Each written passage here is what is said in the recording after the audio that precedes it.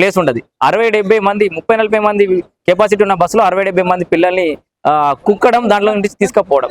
So సేఫ్టీని గాలికి వదిలేసి పిల్లల్ని ఇష్టారీతిన ట్రాన్స్పోర్ట్ చేస్తున్నారు. ఫీజులు మాత్రం అందరి దగ్గర సమానంగా తీసుకుంటున్నటువంటి పరిస్థితి. రూట్లు వాళ్ళ కన్వీనియంట్ గా డీజిల్ మిగలడం కోసం రూట్లు వాళ్ళకి కన్వీనియంట్ గా మార్చుకుంటూ పిల్లలు ఇప్పుడు అదే స్కూల్ బస్సులో వచ్చే పిల్లలు కూడా స్కూల్ కి టైం అందుతున్నటువంటి పరిస్థితి లేదు. ఈ చిన్నకోడూరు, మైలారం, అల్లిపూరు, చిలకలపల్లి ఎక్కడి నుంచి వస్తున్నటువంటి విద్యార్థులు ఫస్ట్ పీరియడ్ కూడా మిస్ అవుతున్నట్టు కూడా చెప్తున్నారు.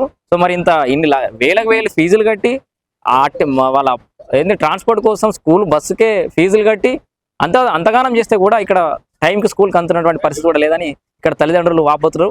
సో మా పిల్లల ప్రాణాలతో చెలగాటమాడుతున్నారు కాబట్టి యాజమాన్యం ఖచ్చితంగా వచ్చి మాకు సమాధానం చెప్పి తీరాల్సిందే అని చెప్పేసి కూడా ఇక్కడ గ్రామాలకు సంబంధించిన తల్లిదండ్రులు అయితే ఉన్నారు. సో ఏం జరిగిందో వాళ్ళని అడిగి మరిన్ని వివరాలు అయితే తెలుసుకునే ప్రయత్నం చేద్దాం. సో ఏం జరిగింది? రోజు ఎక్కడ మీ ఊరు? మాది మైలారం. మైలారం నుండి చిన్నకోడూరు మండలం మైలారం. అయితే మా విలేజ్ నుంచి కనీసం దగ్గర ఒక 28 మెంబర్స్ ఓన్లీ మైలారం కమ్మర్లపల్లి విద్యార్థులు ఎక్కడం జరుగుతుంది. 28 మంది ఓన్లీ మైలారం కమ్మర్లపల్లి విద్యార్థులు.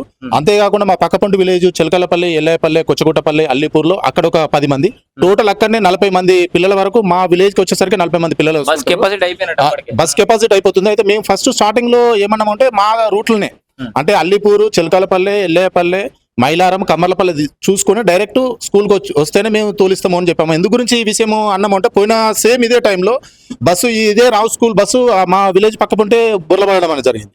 దాన్ని దృష్టిలో పెట్టుకుని ఇట్లా వస్తేనే మేము తోలిస్తాము అని అన్నాము. సరే దానికి యాజమాన్యము ఒప్పుకున్నారు. తర్వాత అదే ఇప్పుడు ట్రాన్స్పోర్ట్ ఇన్ఛార్జ్ అట కరుణాకర్, ఆయన కూడా ఇక్కడికి వచ్చి కొద్దిసేపు ఆయనతోటి కూడా వాదన పెట్టుకుంటే మేము వేరే దిక్కు పంపించము, దీనికి పంపిస్తామని ఒక కొత్త బస్సు వేసారు.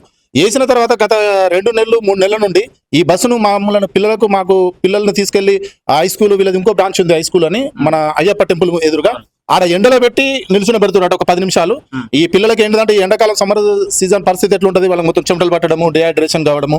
మరి అదే కాకుండా వీళ్ళు ఏం చేశారు, ఇక్కడ నుండి తీసుకెళ్లి బురుగుపల్లి నుంచి ఇబ్రానగర్, ఇది రామునిపట్ల, ఇబ్రానగర్, మేడిపల్లి, అనంత్ సాగర్ ఇవన్నీ తింపుకుంటూ మా విలేజ్ తీసుకురావడం, మళ్ళీ అక్కడ నుంచి కూడా ఈ రూట్ ను చేంజ్ చేసుకొని తీసుకురావడం. ఈ విషయం అనేది మా దృష్టికి రాలేదు. లాస్ట్ కు ప్రిన్సిపల్ మేడం అడిగినా కానీ మా దృష్టికి కూడా రాలేదు సార్ అని ఆమె కూడా నిర్లక్ష్యమైన సమాధానం చెప్పడము.